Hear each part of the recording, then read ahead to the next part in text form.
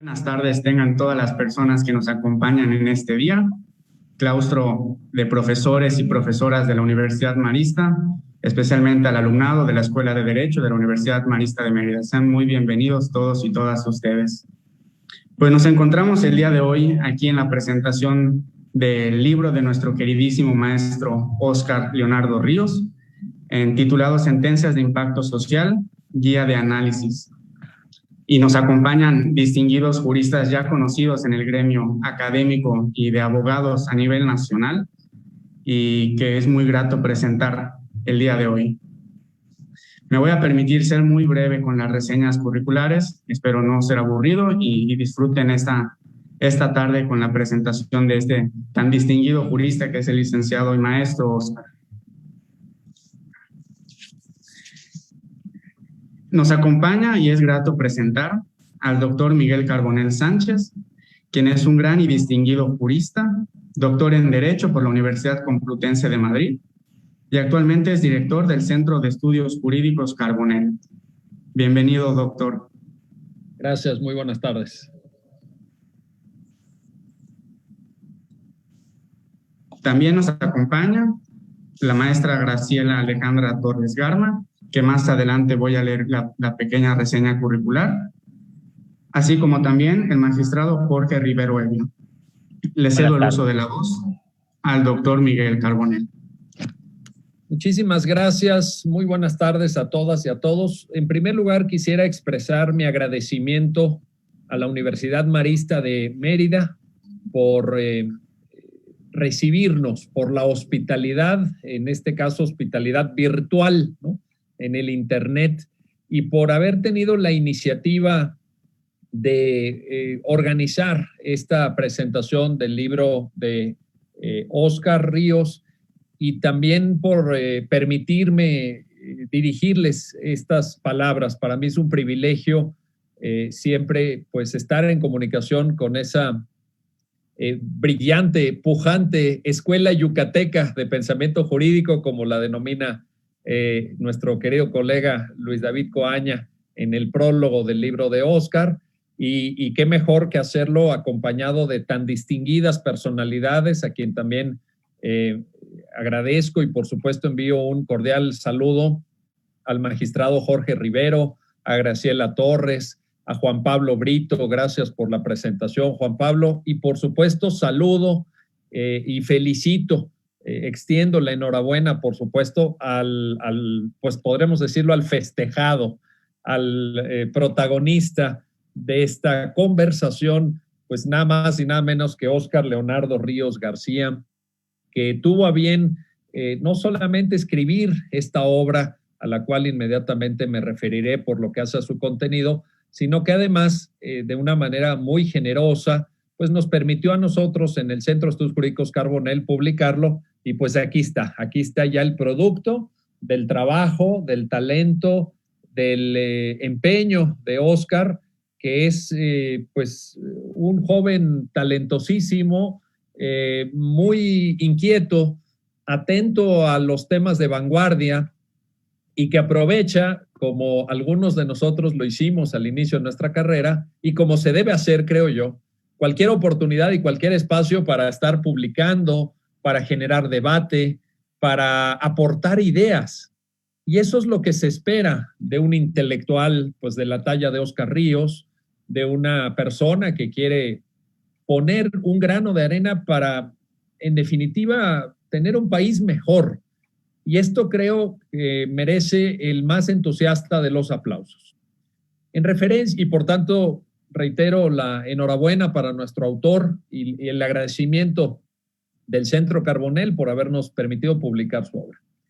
Respecto al contenido del libro, a mí me parece que el enfoque que Óscar le da a su obra responde a un estilo de quehacer intelectual en materia jurídica, identificado de manera muy clara en el prólogo al cual ya hice alusión del maestro Luis David Coaña, cuando hace esta distinción en la metodología con la que muchas veces se estudia el derecho en México, Y dice Coaña en el prólogo, bueno, es que normalmente hacemos dogmática jurídica en un sentido abstracto, en un sentido conceptual. A veces les explicamos a nuestros alumnos teorías o planteamientos conceptuales que no necesariamente empatan con lo que en Estados Unidos llaman law in action, el derecho en acción, el derecho en la realidad. No el derecho en los libros, no el law in the books, sino el law in the action, ¿no? O law in action, ¿no? Y creo que esta mirada práctica que Óscar Ríos ofrece en el libro responde precisamente a una inquietud y a un estilo intelectual que desde mi punto de vista habría que multiplicar en las escuelas, en las facultades de Derecho. ¿Por qué?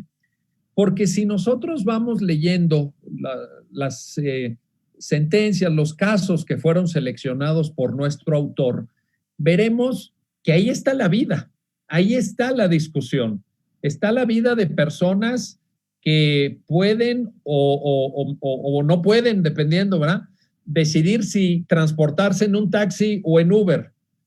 Está la vida de personas que deciden convivir con otra persona de su mismo sexo y se preguntan cómo van a tener descendencia y cómo la tecnología los puede ayudar a ser padres o a ser madres. Está la vida de personas que trabajan organizando corridas de toros o organizando peleas de gallos. Está la vida de una niña que en Chihuahua estaba enfrentando una enfermedad muy grave y que sus padres la llevan al hospital y cuando le tienen que aplicar una transfusión dicen, ¿y qué hacemos con nuestras creencias religiosas?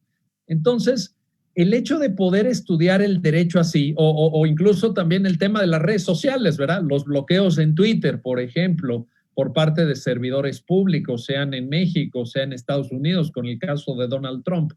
Entonces, si estos ejemplos que el maestro Óscar Ríos pone en el libro, los trasladamos al aula, los utilizamos como profesores, como profesoras para generar el interés de nuestro alumnado, para abrir discusiones, para observar los métodos de argumentación jurídica, porque también, obviamente, por ejemplo, en el libro Óscar, pues toma la muy clara sentencia, para mí verdaderamente ejemplar, del ministro Saldívar en el caso de las peleas de gallos, la prohibición de peleas de gallos en el estado de Veracruz, para examinar los pasos del test de proporcionalidad, ¿verdad?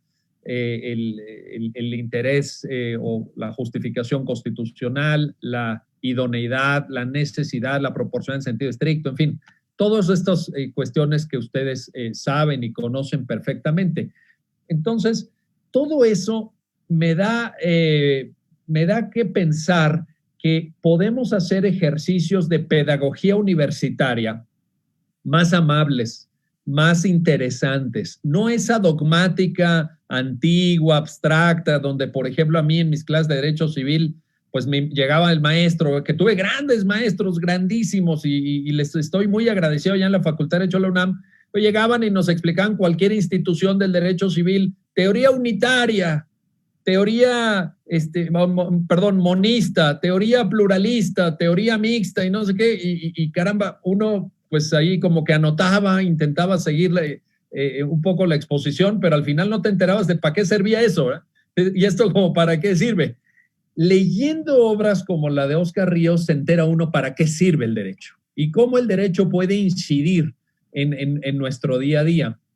Y también quiero decir, y no me voy a exceder del tiempo que Juan Pablo amablemente nos asignó, estos 10 minutos que pasan volando cuando uno habla de temas tan apasionantes, pero quiero sugerir respetuosamente para los lectores que cuando vayan pasando las hojas, que además fluyen como agua, porque evidentemente Óscar Ríos tiene una formación académica y un bagaje de lecturas que hace que escriba muy bien, está muy bien escrito, está muy claro el libro. Y entonces, como es por cierto, característico de esa escuela yucateca, porque en esa escuela yucateca se escribe claro y se escribe comprensible. Y esto es algo que hay que felicitar.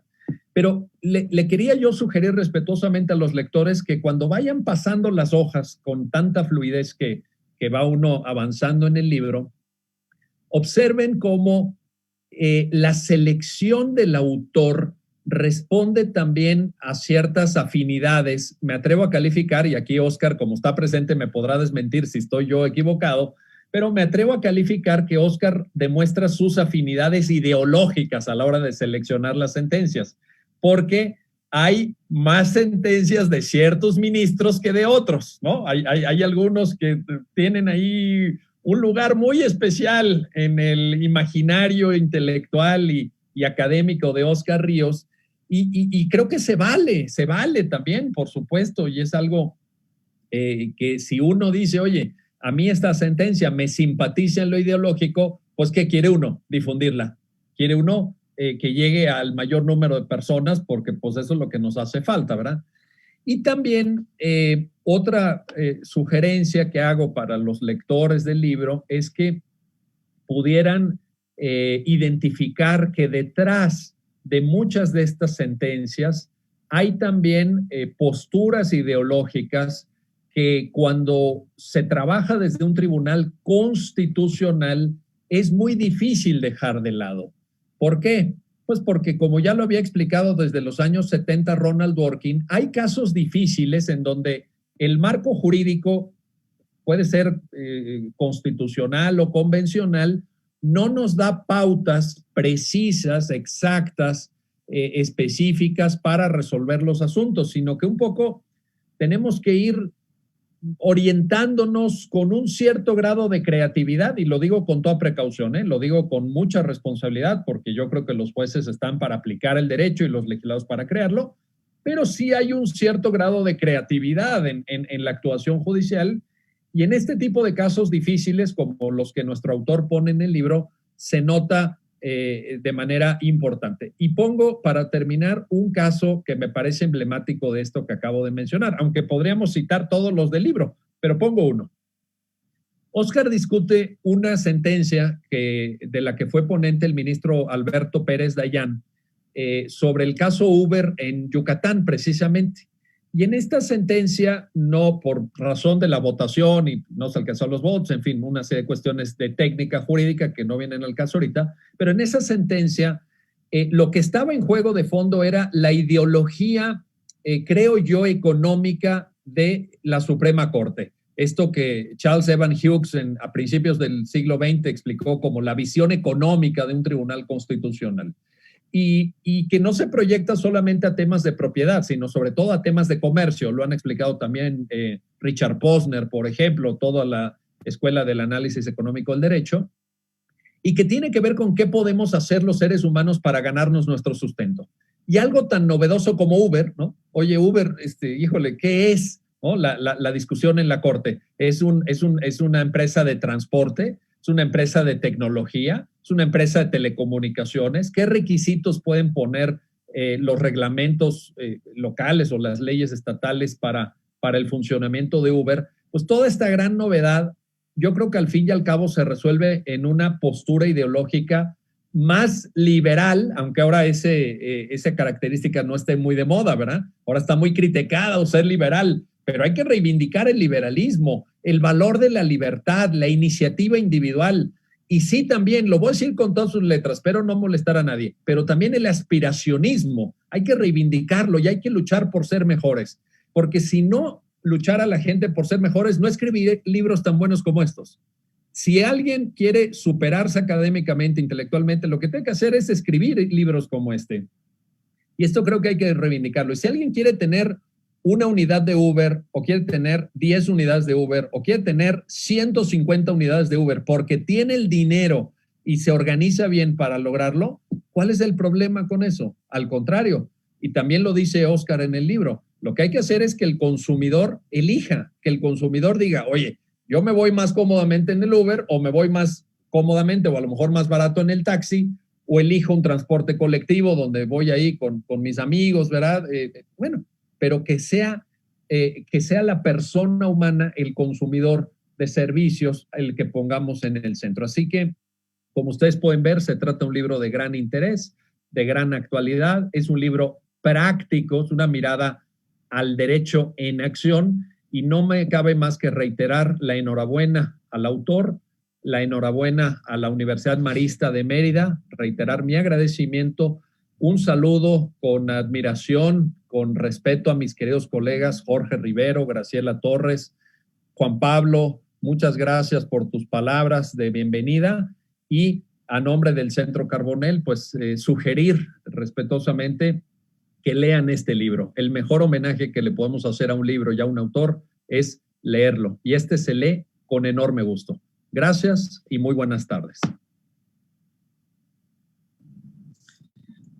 Muchas gracias, doctor. No, el gusto es para nosotros. Ahora sí que nuevamente bienvenido a la Universidad Marista de Mérida, aunque sea en las aulas virtuales. Esta siempre será su casa.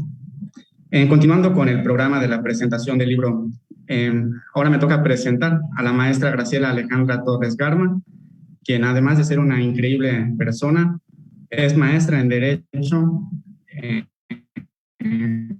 maestra en Derecho Penal y Criminalística, cuenta con la especialización en el Sistema Estatal Anticorrupción impartido por el Instituto Nacional de Ciencias Penales, fue presidenta del Sistema Estatal Anticorrupción de Yucatán e integrante del mismo sistema, así como también de la Red Nacional con participación en la Red de Educación y la Red Política Estatal Anticorrupción. Asimismo, fue miembro del Comité de Participación Ciudadana del Sistema Estatal Anticorrupción del Estado de Yucatán, estructura organizacional que permitió la apertura del sistema estatal en el Estado. La implementación de mecanismos de vinculación. La maestra Torres Garma también es perito especialista por el Instituto Nacional de Ciencias Penales en Sistemas Periciales, docente de las asignaturas Ética Profesional y Bioética a nivel licenciatura en la Universidad Marista de Mérida, de la asignatura Ética y Responsabilidad Social Empresarial a nivel posgrado. Asimismo, entre sus actividades docentes se incluyen diversas asignaturas como análisis de documentos, grafología criminalística, derecho internacional privado y teoría del delito, entre otras, tanto a nivel licenciatura y posgrado en distintas instituciones universitarias. La maestra en Derecho Torres, integrante del Comité del Plan de Estudios en particular del nivel superior, que solicitan reconocimiento de validez en el campo de criminología y criminalística, con reconocimiento otorgado por el Centro de Evaluación Educativa del Estado de Yucatán. Ha participado en distintos cursos, talleres y mesas paneles en distintas universidades a nivel nacional. Actualmente es consejera de la Judicatura del Poder Judicial del Estado de Yucatán y funge como presidenta de la Comisión de Disciplina de este órgano. Pues bienvenida, maestra, pues también está en casa. Muchas gracias, pues muy buenas tardes, gracias a Juan Pablo, saludo con mucho gusto al doctor Miguel Carbonell, al doctor Jorge Rivero Evia, al maestro, por supuesto, Óscar Leonardo Ríos García, a la comunidad marista, a los profesores, alumnas, alumnos y público en general, muy buenas tardes. Así es, ya lo dice Juan Pablo, me siento como pues en casa. Y antes que nada, quiero agradecer profundamente la invitación para formar parte de este gran logro al maestro Óscar Ríos. Y estoy gratamente asombrada, Óscar, con el viaje literario que nos ofreces con esta obra que representa tal cual una radiografía sobre estas tendencias más sobresalientes sobre la perspectiva social, la óptica ciudadana, el sentir colectivo. Y bueno, todo esto con una fundamentación y un análisis jurídico que son dignos de conocer, pero sobre todo, Óscar, de reconocer. Grandes tópicos, como mencionaba el doctor Carbonell, desde Uber contra taxi, los bloqueos de Twitter, los servicios de guarderías, de género, hasta temas que voy a confesar que como profesora y catedrática de las materias de ética y bioética, pues sacuden enormemente mi alma como docente, como abogada y como servidora pública, desde luego, pero sobre todo como ciudadana. Y lo que es el tema de la maternidad subrogada, las corridas de toros, las peleas de gallos, el uso de la marihuana, bueno, temas que sin duda yo los invito a leer. Porque si bien la esencia principal y fundamental de esta obra es justo eso, que no perdamos de vista que después de ser invariablemente todos aquí humanos, somos ciudadanos. He ahí la expresión que maneja Óscar de impacto social para intitular este texto. Óscar, nos tomas de verdad de la mano y nos llevas página por página a un análisis no solamente profundo, sino sensibilizador, llamando mucho más mi atención desde el maravilloso prólogo del maestro Coaña, en el que hace énfasis en este, como también mencionaba hace un momento el maestro Carbonell, el derecho vivo, demostrando que sin duda no hay mejor ciencia pues que aquella que se aplica. Y esta obra permite justamente que la práctica jurídica cobre vida, se refuerce y en esencia en los momentos en los que se analiza, que además de jurídica, también socialmente impacta. Bien, pues el derecho a ser ciencia social debe de ir acorde a las transformaciones sociales y sin importar fronteras, mantiene intacto su carácter transformador, pues bien, en el libro se exponen sentencias que van desde la Suprema Corte de Justicia de la Nación, de otros tribunales mexicanos e incluso de la Suprema Corte estadounidense. Creo que también lo menciona el maestro Coaña. Dicho lo anterior, pues quiero comentarles que estructuralmente quedé fascinada con estas frases que además cuando empiezas la lectura aderezan la obra, desde Michel Tarufo, Jorge Luis Borjas, Gray Scott, Federico García Lorca, el Dalai Lama, Kelsen, bueno, entre otros. Elevando el texto, por supuesto, pues a grandes momentos que en la lectura podrían decirse que es un arte jurídico. Pues comenzaré entonces haciendo referencia al capítulo segundo, que es el que llamó mi atención, Óscar, por ser, como dije, docente de la materia de bioética, que se titula Maternidad subrogada contra registro civil. Voy a abrir un paréntesis a la universidad, espero que ya tengamos el libro, porque lo voy a incluir en las materias. En la materia, por supuesto, va a ser un requisito ahora que el alumno revise la sentencia y la lea.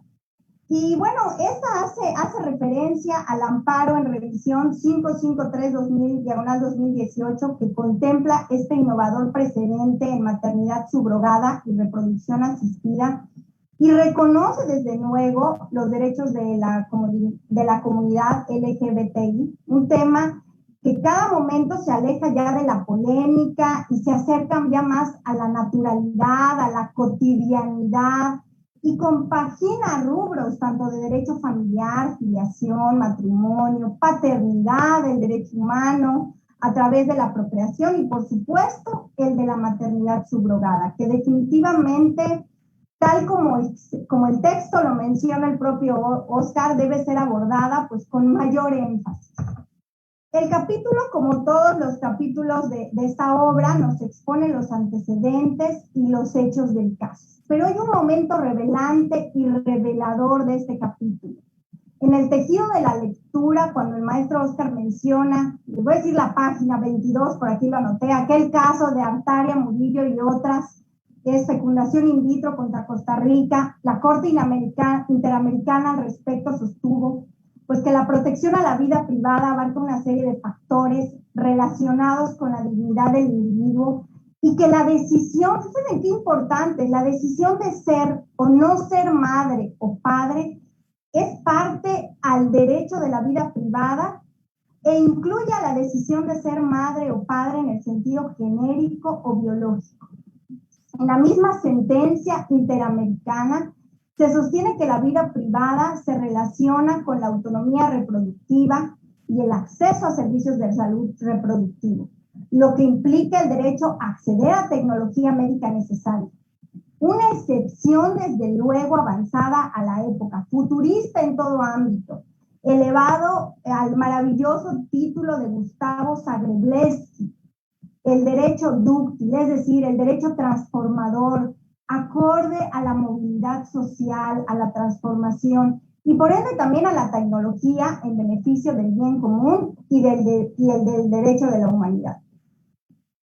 Pues bien, me emociona mucho también, y quiero comentarles que cuando leo en alguna obra literaria siempre la palabra Yucatán me emociona, no sé por qué, ¿verdad? Pero en este caso, sí hay una parte de la obra en donde ubicamos el acto reclamado en nuestro estado, exponiendo desde la negativa, en este caso del registro civil.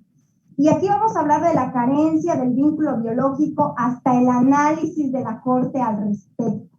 Un tópico que refuerza mi beneplácito por ser catedrática de bioética y que pues puede otorgar a las alumnas, a los alumnos una ideología integral, holística y pues por supuesto generadora de la vida. Tal como lo menciona el maestro Ríos en esta sentencia, se traduce en un precedente que otorga y reconoce a los hijos que nacen a través de estas técnicas. Y recordemos que la maternidad subrogada pues consiste en que una mujer implante un cigoto o embrión en su útero con el fin de que se geste el nuevo ser hasta un nacimiento, con el compromiso de que esta mujer de abandonar o entregar al recién nacido con la madre o el padre o la pareja que lo contrató, como lo asuman como hijo. Y bueno, lo anterior que menciono también reconoce el derecho de las madres gestantes al libre desarrollo, por supuesto, de la personalidad. Y hoy sí quiero respetar mis 10 minutos porque siempre me paso y Juan Pablo luego me anda ahí corrigiendo. Y maestro Óscar, no puedo ni podría manifestar con palabras de verdad lo feliz y orgullosa que me siento de celebrar contigo esta maravillosa obra, con tus aportaciones para la generación actual y por supuesto las venideras especialistas del derecho, pero también, como mencioné al principio, para los ciudadanos en general. Pues esta obra resume una perspectiva como estudiosos del derecho eterno, como valor en la academia jurídica, pero principalmente, y reitero, como ciudadanos. Pues no debemos olvidar que ser ciudadanos y pensar como ciudadanos por encima de cualquier profesión, cargo público o poder adquisitivo nos hace más empáticos, más humanos, y de enorme alcance para con nuestros semejantes, así como tu obra, Óscar, de impacto social. Muchas felicidades. También aquí la tengo. Les invito, por favor, a todos a adquirir esta obra y también va a ser un requisito para la biblioteca. Al menos ahí lo tenemos. Muchas gracias, Óscar. Muchas felicidades. Muchísimas gracias, maestra. Bueno, continuando con el programa de la presentación de este maravilloso e increíble libro, me permito presentar al doctor Jorge Rivero Evia, a quien también le damos la más cordial bienvenida a su casa, magistrado. Me voy a permitir leer una breve reseña curricular. El doctor Jorge Rivero Evia nació en la ciudad de Mérida, Yucatán. Es licenciado en Derecho y maestro en Derecho Penal por la Universidad Autónoma de Yucatán. Cuenta con la especialización judicial en materia de amparo, otorgada por el Instituto de la Judicatura Federal. Asimismo, es doctor en Derecho por la Universidad Anáhuac Maya. Es investigador nacional, nivel 1 del Sistema Nacional de Investigadores, del Consejo Nacional para la Ciencia y la Tecnología, y árbitro externo de diversas revistas especializadas en materia jurídica. Es autor de distintos libros: El Derecho Penal del Enemigo, Derecho Penal de la Globalización, El acceso de las víctimas a la justicia de la Corte Penal Internacional, Sistemas supranacionales de impartición de justicia, su impacto jurisprudencial, Radiografía del procedimiento ordinario, Código Nacional de Procedimientos Penales, Fundamentos de Derecho Intercultural. Es coautor y coordinador del libro Comentarios al Código de Familia para el Estado de Yucatán. Asimismo, los comentarios al Código de Familia para el Estado de Yucatán.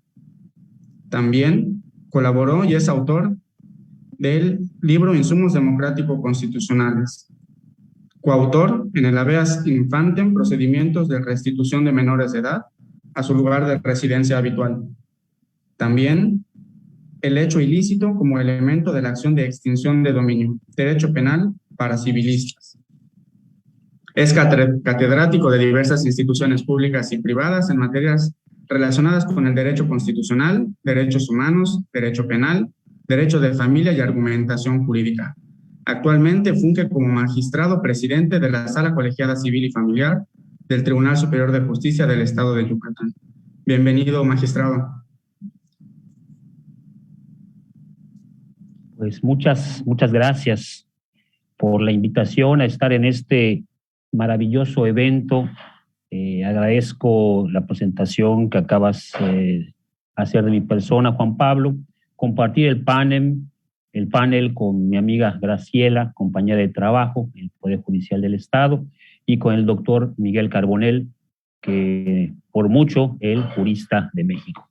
Le agradezco a Óscar Leonardo Ríos, la oportunidad de que yo esté aquí, de este lado, presentando su hermosísimo libro, una bonita obra, que, pues bueno, viene ya a empatar un segundo esfuerzo, ¿no?, por publicar de manera también muy importante, en esta ocasión con el sello del Centro Carbonell, que, pues bueno, también se le agradece al mismo doctor Miguel Carbonell el que se haya fijado en el talento yucateco, y dentro de la biblioteca de publicaciones que ostenta, bueno, pues se incluye ahora también a Óscar. Como ya se ha indicado, el libro es un libro realmente rico, lleno de erudición, de citas, no solo en relación con literatura como Jorge Luis Borges. De hecho, cada uno de los incisos de este libro, que son 15, pues viene a iniciar con una cita de alguna obra literaria, en su caso de alguna película, de alguna frase, ya sea de algún autor o de algún personaje, entre ellos los que mencionó desde luego Graciela hace un momento. Y obviamente, pues como el nombre lo indica, son sentencias de impacto social, guía de análisis. El impacto social es importantísimo, sobre todo en esta nueva manera que el siglo XXI exige en la producción y en la creación del derecho. Ver al juez como el dios Hermes, ¿no?, que tiene a su vez una serie ya de formantes jurídicos que son de variadísima índole, ¿no?, como diría el comparatista Lucio Pegoraro, en donde pues ya no solo es la legislación, la costumbre, la jurisprudencia, esas fuentes jurídicas formales del derecho, sino desde luego el cine, lo que es la literatura. El texto de la ley se va conformando también con base en el contexto social en un momento y en un lugar determinado.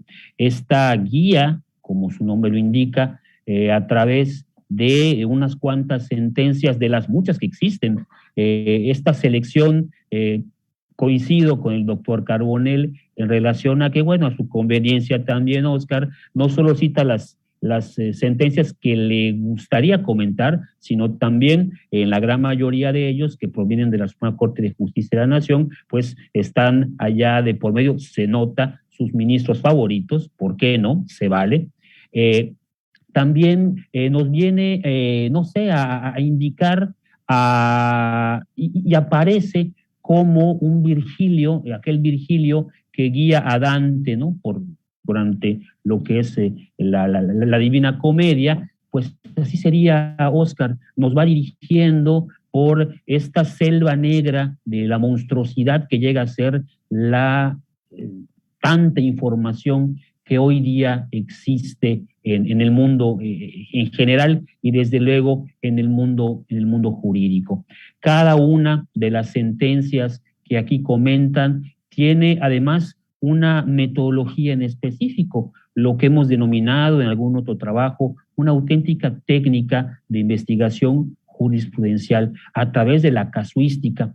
Me recuerda en mucho a un par de libros que hace algunos años leí en mis mocedades estudiantiles de la licenciatura. Había un libro en la biblioteca de la Facultad de Derecho de Jaime Esparza Luna que se llamaba Historias de Abogados, y ahí fue donde conocí el caso Dreyfus, ahí fue donde conocí también alguna anécdota relacionada con el Tigre de Santa Julia, en el caso de México, o lo que viene siendo Chucho el Roto, cuestiones quizás anecdóticas y también, en su caso, reales, que vienen también a hacer de una u otra forma pues un parangón para poder comparar y medir la importancia que tiene el trabajo que hoy Óscar nos está presentando. Decía yo que además, como añadido, podemos encontrar de la lectura de estos 15 incisos, 15, no quiero llamarles capítulos, 15 episodios, por así llamarlo, que donde comenta Óscar ciertas sentencias, podemos encontrar en cuanto a la creación judicial del derecho o la producción legislativa del mismo, tres cuestiones bien importantes que ustedes, lectores, seguramente también hallarán. Es que el derecho, por ejemplo, puede aplicarse a través de la mera subsunción, ¿no? Cuando la ley nos da una respuesta única, el juez es boca de la ley, que son, pues, los menos de los casos. Segundo, puede resolverse un caso concreto incluso desaplicando la ley, virtud a lo que conocemos como los controles difusos de constitucionalidad y de convencionalidad en el caso de los jueces de primera, segunda instancia, de los jueces comunes, y ya esos controles difusos y lo que viene siendo la convencionalidad también en otro tipo de procedimientos que se ha abierto en nuestro sistema. Y finalmente, yo creo que también puede crearse judicialmente el derecho, sobre todo en el ámbito del derecho civil, que pues impera este principio que se encuentra inmanente en prácticamente todos los códigos de procedimientos civiles, ya próximos a unificarse a través del Código Nacional correspondiente, que habrá de salir a la luz, esperemos ya en el mes de diciembre, que habla del principio de no excusabilidad. Un juez está obligado, un juez civil, a fallar, a resolver, incluso cuando no existe una norma exactamente aplicable en el caso. Los casos de derecho de familia son un ejemplo de esta cuestión, en donde en ocasiones, pues sí, las cortes, no solo las cortes, la Corte Mexicana, sino los tribunales de otros estados nacionales, pues tendrán que resolver los casos con base en las exigencias pues del momento, analizando el texto, el contexto y pues obviamente cuando no hay texto que llegue a satisfacer lo que es pues la resolución, cuando no existe incluso ley, pues al menos, insisto, en materia civil, pues estamos obligados los jueces a resolver. Y puede verse allá una especie de creación judicial del derecho.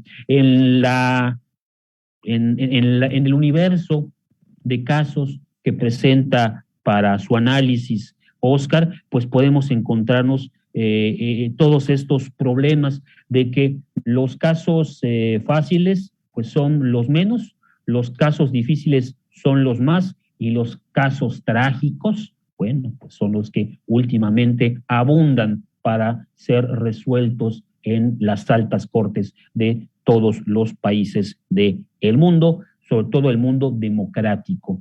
La sentencia es aquella que es la manera de hablar de los tribunales. Este es un auténtico libro de derecho jurisprudencial, el cual desde luego es altamente recomendable, pulcramente escrito, refleja una erudición del autor. Óscar, realmente te felicito, enhorabuena y espero que no sea el último. Esperamos de ti muchísimo más. Muchas gracias, es cuanto.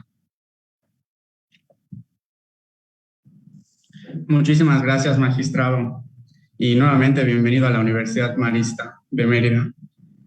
Ahora me voy a permitir presentar al autor de este libro, al maestro Óscar Leonardo Ríos García, quien es licenciado en Derecho por la Universidad Marista de Mérida, maestro en Defensa Administrativa y Fiscal por la Universidad Anáhuac Mayab. Cuenta con el máster en Argumentación Jurídica por la Universidad de Alicante, España, y la Universidad de Palermo. Cursó un seminario internacional sobre Derecho Constitucional y Derecho de Empresa en Berkeley College, en la ciudad de Nueva York. Se ha desempeñado tanto en el sector privado como en el público. Dentro del sector privado, fue abogado postulante en la firma Coaña Aguirre Abogados. En la Administración Pública Federal, laboró en la Secretaría de la Función Pública, donde se desempeñó como subdirector de implementación dentro de la unidad de vinculación con el Sistema Nacional Anticorrupción. A nivel estatal, fungió como titular de la unidad de formulación de proyectos en la Fiscalía especializada en el combate a la corrupción del Estado de Yucatán. En mayo del 2019, ingresó al Poder Judicial de la Federación, donde trabajó en el Tribunal Unitario del 14º Circuito, aquí en el Estado de Yucatán. Es profesor de la Universidad Marista de Mérida y en el Centro de Estudios Jurídicos Carbonell. También ha impartido diversas conferencias y cursos en materia de combate a la corrupción, responsabilidades administrativas y argumentación jurídica. Es autor de 3 libros. El primero, titulado Régimen de Responsabilidades de los Servidores Públicos a la luz del Sistema Nacional Anticorrupción. El segundo, denominado Formularios de Derecho Administrativo. En abril del 2020, publicó su último libro que tenemos el gusto de presentar el día de hoy, Sentencias de Impacto Social, Guía de Análisis, bajo el sello de la distinguida editorial Centro de Estudios Carbonell. Asimismo, ha escrito en distintos libros colectivos en materia de compliance, combate a la corrupción y derecho constitucional. Colabora habitualmente con artículos de investigación y opinión para la revista El Mundo del Abogado, revista Nexos, para Animal Político y para el blog del Centro de Estudios Constitucionales de la Suprema Corte. Actualmente labora en la Suprema Corte de Justicia de la Nación. Maestro Óscar, pues bienvenido, es su casa. Hola, ¿qué tal? Muy buenas tardes. Estimado Brito, pues muchísimas gracias, ¿no? También por la presentación. Debo saludar, muy agradecido a la maestra Graciela Torres Garma por sus amables palabras, por la presentación de la obra, y desde luego qué honor contar con ella y con el doctor Miguel Carbonell y el magistrado Jorge Rivero Evia. De verdad nunca, debo decir, a manera, digamos, de repaso histórico, personalmente al doctor Carbonell lo vi por primera vez en el 2010 cuando yo era estudiante exactamente en primer semestre y vino a la ciudad en esas épocas cuando no había coronavirus y la gente se podía reunir y no existía esto de la sana distancia. Vino a Mérida a dar una plática sobre derecho constitucional y derechos humanos. Yo era pues, un alumno de primer semestre que apenas empezaba a aprender derecho, ¿no? Y el doctor magistrado, qué gusto y qué honor tenerlo también usted aquí. Ha sido mi profesor en la maestría y he tenido la fortuna también de que haya visitado la universidad a enseñarnos pues infinidad de cosas entre conferencias y cursos, y qué gusto que esté usted aquí. Y la maestra Graciela Torres Garma, qué honor también este tema del combate a la corrupción, pues de alguna otra forma nos ha unido, y ver la forma de hacer más ciudadano el derecho y la participación ciudadana y estos valores que integran. De verdad es un honor y les agradezco mucho su valioso tiempo por regalarme sus palabras, tal vez inmerecidas, tal vez merecidas, igual a ver qué comenta el público sobre lo que me gusta hacer, ¿no? Escribir y difundir los temas de derecho. Y por último, agradecer también a la Universidad Marista de Mérida por el espacio, en mi alma mater. Qué honor estar aquí, de verdad, con todas a todos. Bueno, quisiera la presentadora y los demás presentadores pues hicieron muchos comentarios al respecto. Yo quisiera mencionar y dividir mi participación en 2 principales puntos. El primero es relativo a por qué en algún momento tomé la decisión de escribir un libro digamos, de esta manera, por qué hablar de sentencias. Y en un segundo momento quisiera esbozar la razón, ¿no? Que principalmente es para que el derecho llegue a todas las personas. En el primer momento, es decir, ¿por qué escribir un libro sobre sentencias? Yo creo que, a fin de cuentas, la idea me surge a finales de 2018 y empiezo la elaboración en enero de 2019 para seguir todo un año y lo concluí en finales de 2020 prácticamente. Creo que leer sentencias es una forma de aprender mejor el derecho. ¿En qué sentido? Antes que nada, creo que estos libros de precedentes, estos libros de sentencias, son una crítica de alguna otra forma a a la enseñanza del derecho tradicionalista que impera en México y en Latinoamérica y también en gran parte de Europa. ¿En qué sentido? En el sentido de que aprendemos derecho estudiando leyes de memoria, aprendiendo los códigos de memoria, y se cree erróneamente que el abogado y la abogada buena, el buen abogado o la buena abogada va a ser aquella que se sabe de memoria los códigos y las leyes, ¿no? Y creo que no hay nada más equivocado que eso. ¿En qué sentido? Porque en realidad todo el derecho no está ahí. Para conocer realmente el derecho y aprenderlo y entenderlo, soy de la idea completamente que tenemos que recurrir a los precedentes, es decir, leer a fondo las sentencias. Y de aquí comparto esta cuestión. Y no soy, digamos, como que el único que tenga esta idea de tratar de mejorar de alguna otra forma la enseñanza del derecho y dejar de ser normativistas, sino que aprendamos a leer sentencias. A manera histórica, digamos, una especie de derecho comparado, en Harvard, el decano, hace mucho tiempo, Christopher Columbus Langdell, fue uno de los primeros que empezó a incluir la lectura de precedentes en la enseñanza del derecho. Desde los primeros semestres fue Langdell precisamente quien empezó a compilar sentencias precedentes de los tribunales de apelación de los circuitos de Estados Unidos y de la Corte Suprema de Estados Unidos. Y el estudio del derecho era precisamente conforme a ello, es decir, los hechos del caso, analizarlos, las cuestiones fácticas, ver cuál era el planteamiento jurídico, pretensiones, excepciones, análisis de prueba también, ahora el muy ferviente razonamiento probatorio y la argumentación de fondo, ¿no?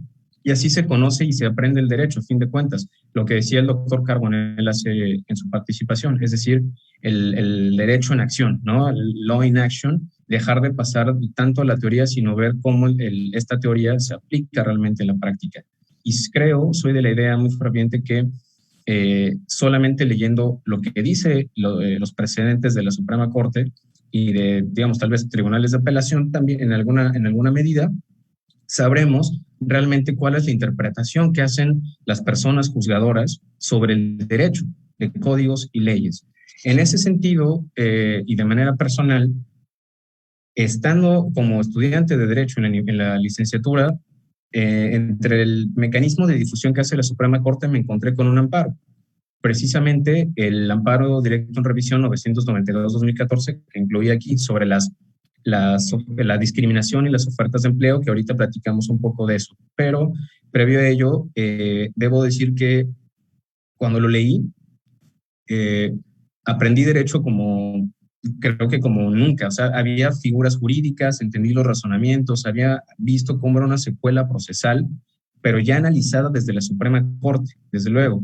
Entonces, empecé a descargar otros engroses, que así le decimos. México se particulariza por decirle a la sentencia final de la Suprema Corte este engrose. Y la verdad es que la nueva forma de adquirir conocimiento del derecho para mí se fue enriqueciendo muchísimo más. Entendiendo esto, algún día se me prendió el foco de plasmar de manera sintetizada los pronunciamientos de la Suprema Corte y compilarlos en algún libro, como en Estados Unidos se conoce como el casebook, ¿no? Estas compilaciones que yo les decía de Langdell en Harvard hace un momento, pues es prácticamente como lo que se conoce. México creo que tenemos muy pocos casebooks que hagan un análisis, un recuento sobre los precedentes de la Suprema Corte.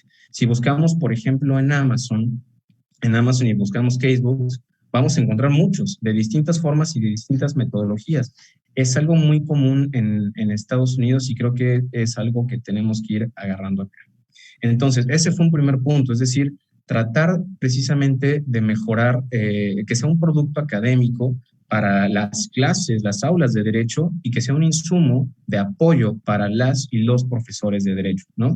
Y que también los alumnos tengan un insumo adicional, además de leer directamente las sentencias, para ver cómo se va sintetizando y analizando una sentencia de la Suprema Corte. Otro segundo aspecto como motivo para escribir el libro fue, y esto alguien me lo había preguntado, que si yo escribí el libro pensando con la última reforma constitucional de marzo 2021 sobre el Poder Judicial de la Federación, en la cual se incluye el precedente. y no. La verdad es que les mencioné ya las fechas, 2019, 2018 y 2019 cuando emprendí la redacción del mismo, pero no, obviamente esto del precedente no sonaba, entonces se cruzó. Pero yo creo que lo importante aquí es que teniendo en cuenta ahorita la trascendencia de la reforma judicial sobre el tema del precedente y cómo ahorita la Suprema Corte va a emitir precedentes o precedentes obligatorios, si no leemos sentencias, y creo que esto se lo trato de compartir a todas las personas que he tenido la oportunidad de darles clase, alumnos y alumnas, si no leemos sentencias, va a ser muy difícil que podamos argumentar un caso. Solamente con la ley no nos va a resultar suficiente para precisamente defender un caso, para argumentarlo frente a tribunales. Y si trabajo en la judicatura, tampoco. La práctica jurídica mexicana se ha basado en esta cuestión, obviamente, de apoyarse en tesis, ya sea jurisprudenciales aisladas. Entonces, si como alumnas o como alumnos o abogados ya egresados no leemos, no damos un poco de nuestro tiempo para leer a profundidad las sentencias de la Corte, realmente no tendremos un buen bagaje y buenos insumos argumentativos para defender casos. ¿Por qué? Porque a fin de cuentas, la Corte es la que va estableciendo y definiendo los alcances de ciertos derechos, los alcances de instituciones jurídicas y de figuras jurídicas conforme a los casos que se les van presentando. Así también vamos viendo y advirtiendo la línea jurisprudencial de cada ministro y ministra. Esto es fundamental para nuestra práctica. Por ejemplo, si yo me dedicara en algún órgano constitucional autónomo o en algún poder que tengo legitimidad para promover una acción de inconstitucionalidad o una controversia constitucional, pues tengo que saber los criterios, al menos de federalismo, de cada uno de los ministros para saber más o menos cómo va a ir mi línea argumentativa en ciertos casos, ¿no? Es un ejemplo de ahí de la importancia de ir leyendo precedentes.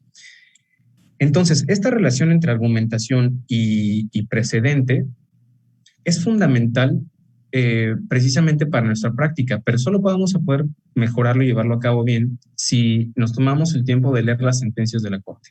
Y a partir de ahí yo creo que me tomé la tarea de tratar de hacer de la forma más sencilla, es decir, como un cuento, la explicación de las sentencias, ¿no? Por ejemplo, tal vez no me dejará mentir el doctor Carbonell o el doctor Jorge Rivero cuando le mandamos sentencias a alumnos que se les hace un poco pesada, ¿no? Y más aún si es una sentencia de la novena época que eran entre 100, 200, 300 páginas y leerte eso pues es complicado, a veces es imposible.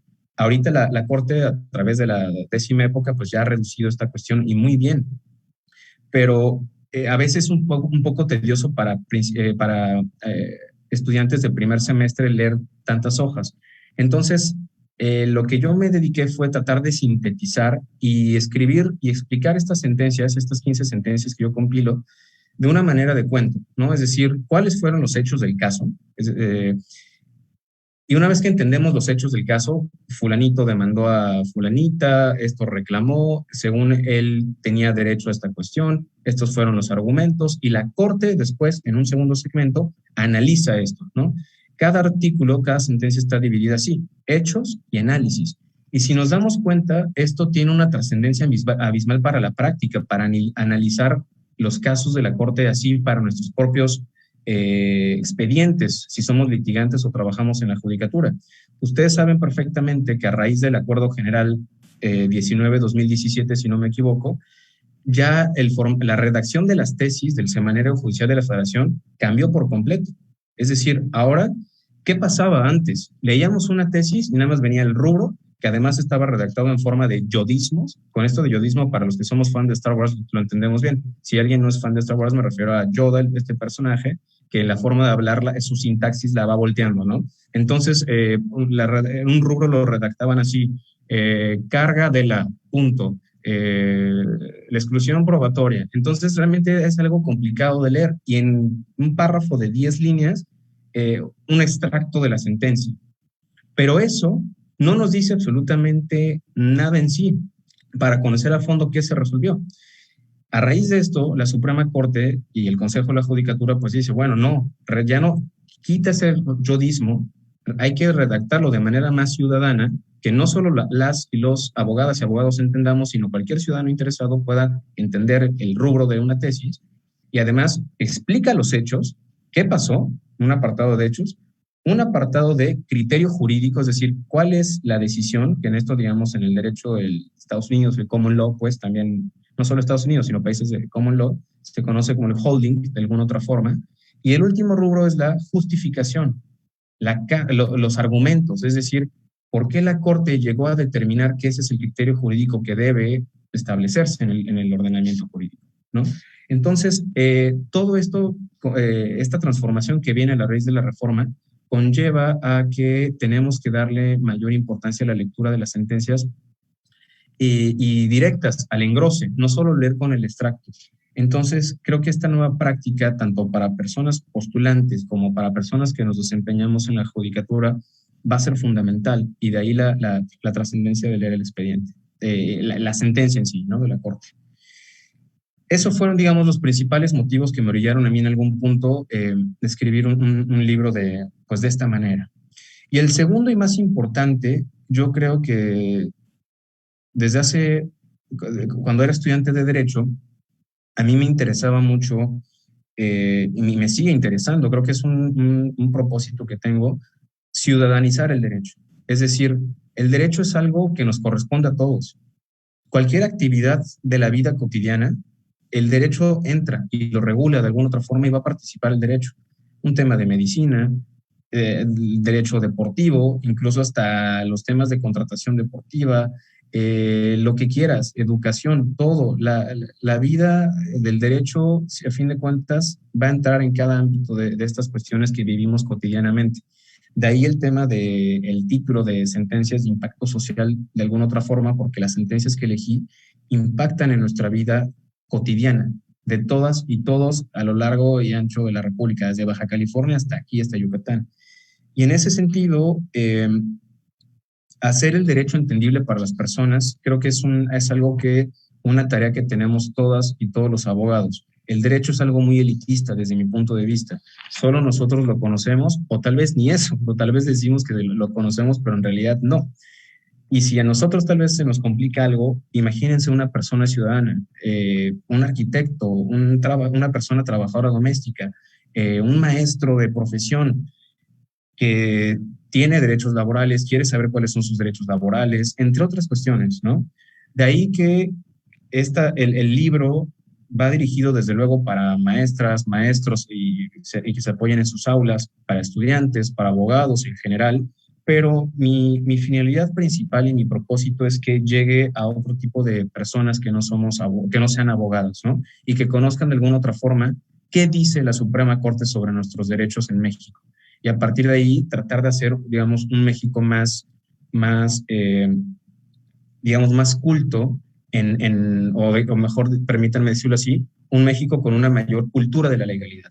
La UNAM tiene ciertas estadísticas sobre la cultura de la constitucionalidad y de la legalidad, la cual está al piso, muy mala.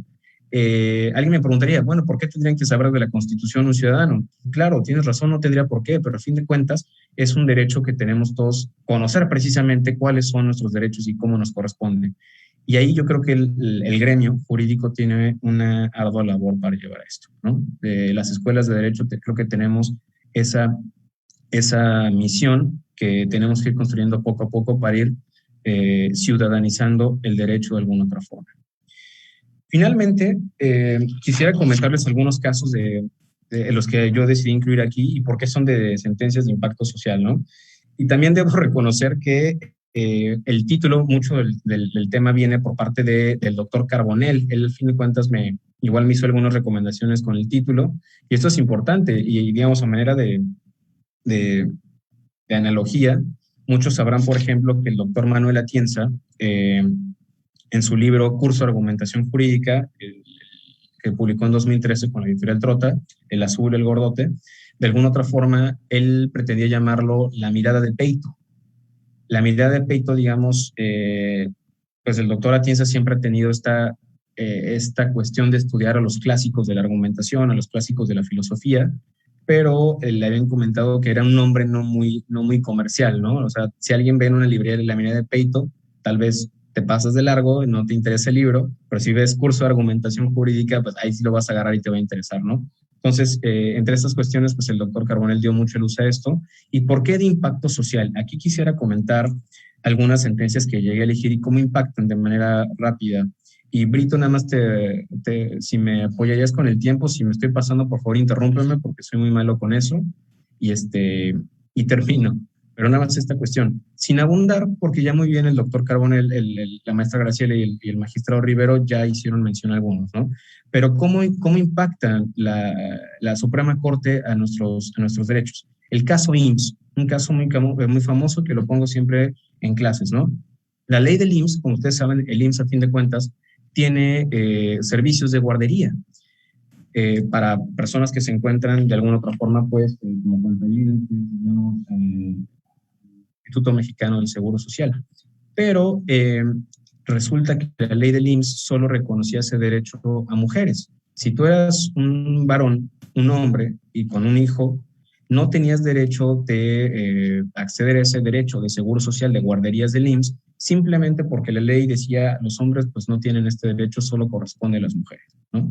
A partir de ahí, un hombre, un papá que se siente agraviado por lo que contiene este artículo, promueve un amparo contra diciendo que es inconstitucional, que es discriminatorio por razón de sexo y género. Llega el caso a la Corte, lo resuelve la ministra, bajo la propuesta de la ministra Luna Ramos, en 2016, si no me equivoco, y en efecto dice, claro, esto es completamente inconstitucional.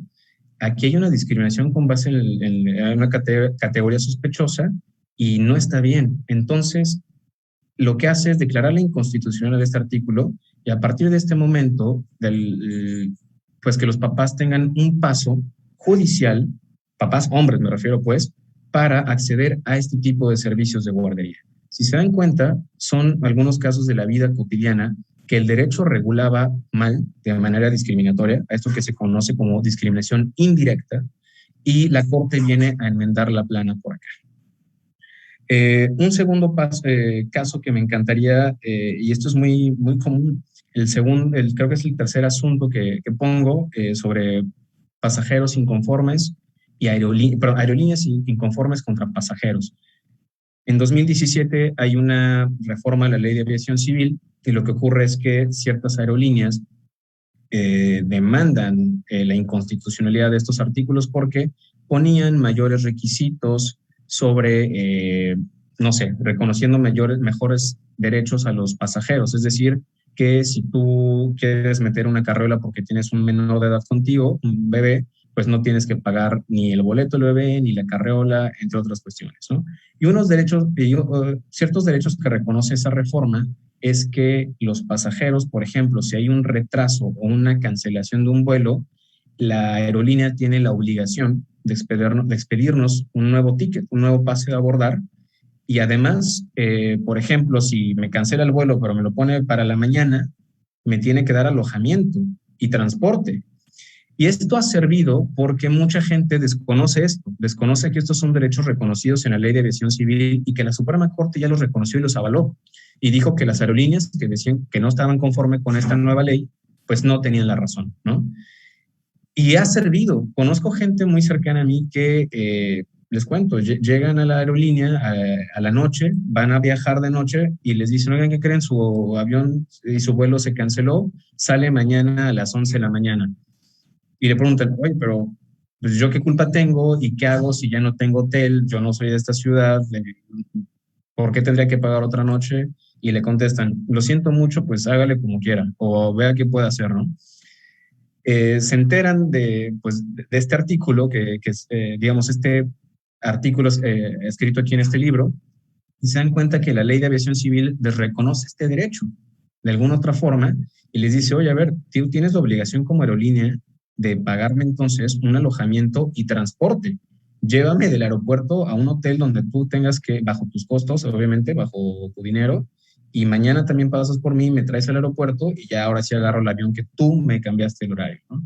Entonces son cosas de la vida cotidiana, con dos casos yo creo que quedaría, de cómo ciertos litigios llegan a la Suprema Corte y la Corte resuelve los alcances de nuestros derechos que desde luego pues, impactan a nuestra vida cotidiana, y de ahí el nombre de sentencias de impacto social.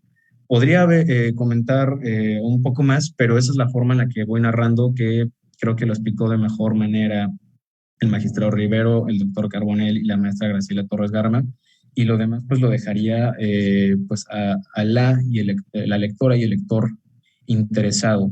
No sé cómo voy de tiempo, Brito, pero ya finalizaría simplemente con esto.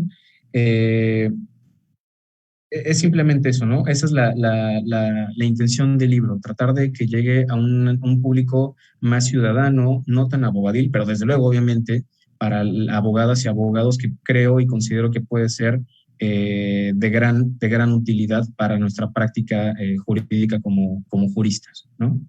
No me queda más que agradecer, de verdad, al doctor Rivero, al doctor Carbonell, a la maestra Graciela, por el tiempo, de verdad, por sus inmerecidas palabras. De verdad me siento muy halagado y muy feliz sobre todo por la profesionalidad que ustedes ostentan, su trayectoria profesional, y que ustedes estén comentando esto sobre mí, la verdad, me pone muy contento y se los agradezco muchísimo, en serio, de verdad. Reitero también, Brito, muchas gracias por el tiempo, y a la Universidad Marista de Mérida, como siempre, mi agradecimiento y reconocimiento. Y a las personas que nos estén viendo, pues muchísimas gracias a todas y todos. Muchísimas gracias. Pues con esta última intervención, también no por ser la última, no más valiosa, damos por concluida la presentación del libro del maestro Óscar. Agradecer nuevamente a la maestra Graciela, al doctor Carbonell, al magistrado Rivero, por sus palabras, por su tiempo a esta casa de estudios, en la cual pues siempre estarán las puertas abiertas. Y en nombre de la Universidad Marista de Mérida, agradecer al maestro Óscar por el tiempo, por su esfuerzo y por la presentación de este maravilloso libro. Muchísimas gracias. Muchas gracias, un gusto.